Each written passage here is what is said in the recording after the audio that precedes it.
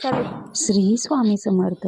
तर मी सप्ताहाच्या काळामध्ये आपण गुरुचरित्र पारायण असते, तेथे असे पूजाविधी वगैरे मांडलेली असते. तर आम्ही तेव्हा तिथे गेलो होतो केंद्रामध्ये. आमचे निवडचं घेतले केंद्र आहे, ते निवडचे केंद्र आहे.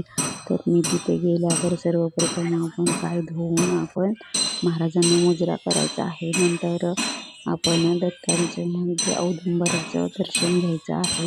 नंतर तिथे जाऊन आपण औदुंबराचे दर्शन घेतल्यानंतर बघा आपण औदुंबर तिथे मुजरा केला मी सर्वप्रथम गेल्यावर. त्यानंतर आपण एक औदुंबराचे झाड आहे, त्या औदुंबराच्या झाडाला आपण प्रदक्षिणा घातलेल्या आहेत. तर औदुंबराच्या झाडाला प्रदक्षिणा का बरं घालाव्यात, तर औदुंबराच्या झाडाखाली भगवान स्वामी महाराजांचा वास आहे. त्याप्रमाणेच 64 योगिनींचा वास सदैव दत्त महाराजांसोबत या वृक्षाखाली असतो. तसेच वंदन केल्याने सर्व इच्छा फल प्राप्ती होते. भक्त योगांच्या सर्व महत्त्वाचा योग म्हणजे प्रदक्षिणा आहे, की जी केल्यावर सर्व तीर्थाचे दर्शन झाल्याचे पुण्य मिळते. मनातील सर्व वाईट विचार दूर होतात. म्हणून किमान 11 प्रदक्षिणा करणे गरजेचे आहे. प्रदक्षिणामुळे त्वचेचे श्वसनाचे विकार नाहीसे होतात, बाहेरील बाधा निवारण होते. म्हणून आपण असं प्रदक्षिणा घालायच्या आहेत, 11 प्रदक्षिणा घालायच्या आहेत. आणि त्या प्रदक्षिणा आपण घालत असताना श्री स्वामी समर्थ किंवा दिगंबरा श्रीपाद वल्लभ दिगंबरा हा मंत्र म्हणायचा आहे. त्यानंतर मग आपण प्रदक्षिणा घातल्यानंतर आपण डायरेक्ट आतमध्ये प्रवेशद्वार म्हणजे केंद्राच्या गाभाऱ्यात आपण प्रवेश करतो. तर मग तिथे आपण गेल्यानंतर सर्वप्रथम मुजरा करायचा आहे महाराजांना. आणि त्यानंतर आपण तिथे 2 मिनटं बसून आपण महाराजांचे चिंतन करायचे आहे.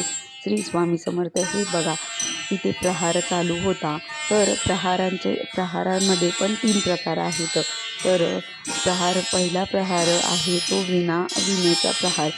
हा जो प्रहार असतो तो हा 7 दिवस कंटिन्यू खाली न ठेवता हा विणा वाद्यवादन केले जाते. तर विणा हे असे घेऊन उभारतात आणि त्याचं वाजवली जाते विणा. तर विणाचा नाद हा खूप सुंदर आहे. तर आवाज ऐकला की तुम्हालाही मन प्रसन्न होते. त्यानंतर दुसरा जो आहे तो अखंड नाम म्हणजे नामस्मरण म्हणजे काय, तर माळा आपण जपायच्या असतात. त्यानंतर त्या माळा जपायच्या असतात. त्यानंतर मग आपण स्वामीचरित्राचं पारायण जे आहे ते अखंड 7 दिवस सप्ताहाच्या काळामध्ये होत असते. तर आपण असं ह्या प्रकारे ज्या सेवा आहेत त्या केंद्रामध्ये मी केलेल्या आहेत. माझ्या परीने जेवढ्या झाल्या तेवढ्या मी केलेल्या आहेत. तर तुम्हीही पुढच्या वर्षी अशाच सेवा कराव्यात. आणि तर प्रहार सेवेचेही खूप महत्त्व आहे. तर प्रहार सेवा केल्याने आपल्याला जे प्रहार सेवेमध्ये म्हणजे प्रहाराच्या वेळी स्वामी महाराज आणि सेवेकरी या दोघांमधले संबंध अद्भुत जुळते. सप्ताहाच्या सेवेत आपण दिलेले प्रत्येक क्षण प्रत्येक मिनिट स्वामी महाराजांना अतिशय प्रेमाने स्वीकार करतात.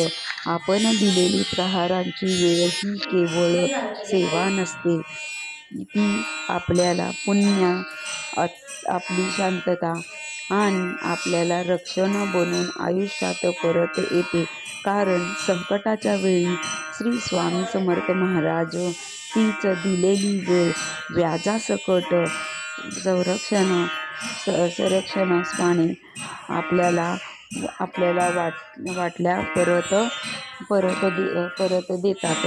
म्हणून आपण ही जी सेवा आहे, कोणती पण सेवा घेतली तरी आपल्याला त्याचे पुण्य मिळते.